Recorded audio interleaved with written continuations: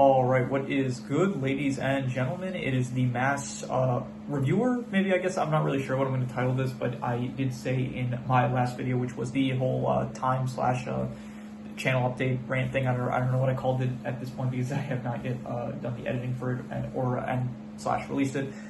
But yeah, I did mention in that video that I am going to start doing reviews for manga, at the very least the ones that are conclusively finished, specifically the ones that that are continuations of the anime that I reviewed for it.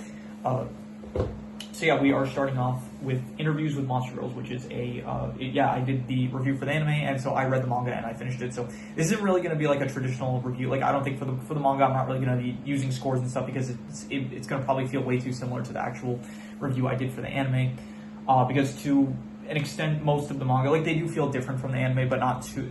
But when it comes to like actually scoring a lot of the same categories, it's just like pretty much the same to the anime. So I don't really feel like going through the effort of actually coming up with trying to come up with like scores for all of this stuff. So this is just gonna like basically just be, it's gonna be pretty short probably for most of these, but it's just gonna be my general thoughts on how the manga concluded basically after the anime. So I'll be honest, I don't really remember where it's been a while by now, but I don't really remember where the anime of Interviews with Monster Girls concludes. But I'll just give my general thoughts on like how the manga kind of felt after the anime. So from what I kind of collected, from what I understand, after the anime concludes, like the manga, from what I read, it's like it very much has a big emphasis on the actual scientific side of the demis, and there is a big focus on trying to figure out more of the scientific aspects of how the demis work. Specifically, there's a major focus on Machi, right? It's been a while since I've consumed this show, so I don't remember all the character names. But yeah, Machi, she is a big focus where they are actually trying to kind of understand how she works as a Doulahan, how the actual wormholes work with like the separation between her head and her neck. And yeah, so besides her, I will mention there the big characters. There's only like two real characters that are kind of manga exclusive, which are Kaoru, who is a transfer student from Okinawa. She's a demi. I don't really remember what the demi is called, but she does have like this ability to. I think like people are scared of her kind of, and she has like she's afraid of like fish, I think, and she has like weird perception where she's able to.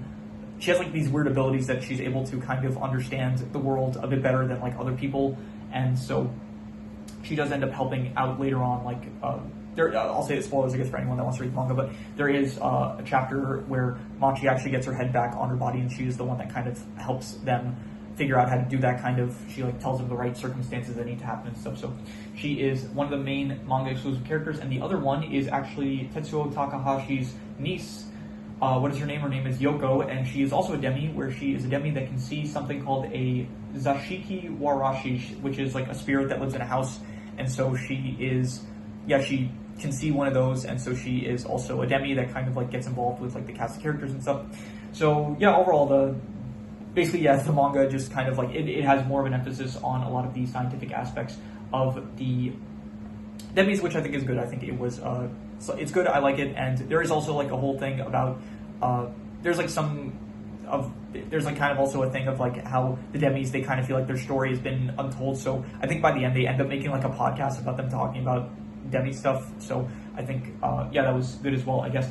And what else happens? Tetsuo, he finally gets with Saki, which is nice. That was very nice. I do like that ship, and I think that they are wholesome together. And so Tetsuo, I think Saki was like the one trying to gather her feelings to ask out Takahashi, but then it was Tetsuo, it was Takahashi who ends up asking Saki if to be his girlfriend. So I thought that was nice, that was wholesome, and I thought, that was probably one of my favorite chapters from the entire manga, and one of my favorite moments probably from like the manga and the anime. So that was very nice and wholesome, and so those are pretty much my. I'm not really doing scores for this, and I don't really think I'm going to give like a final score for the manga. I will probably just at the end of the year, or I might actually start. I don't know if I'll do this like every half year, but you saw probably. I mean, if you saw my manga ranking video, I did give like final scores for the actual manga itself.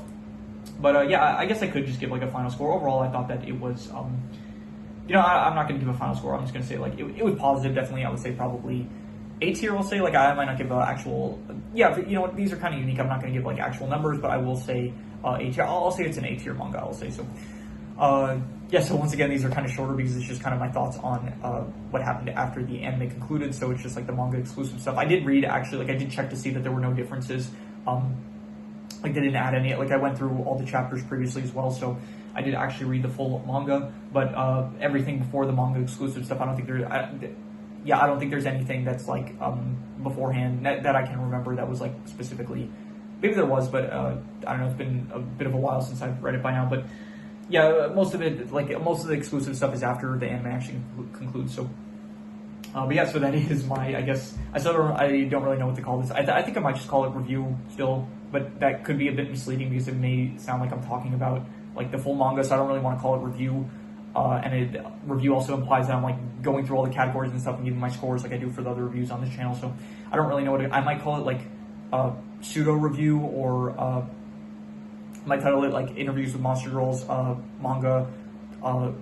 Or continue. I don't know. I'll figure out the title, but for now, I don't know what to call it. But yeah, but that is my insert whatever the title says at the moment for interviews with Monster Girls manga. And yeah, that is pretty much all there is to it. So if you have any recommendations, any shows, movies, video game stories, anime, web series, manga, anything that you want me to review, leave it in the comments and I will maybe possibly check it out. But with that said, that is pretty much all there is to it. So let's leave it at that.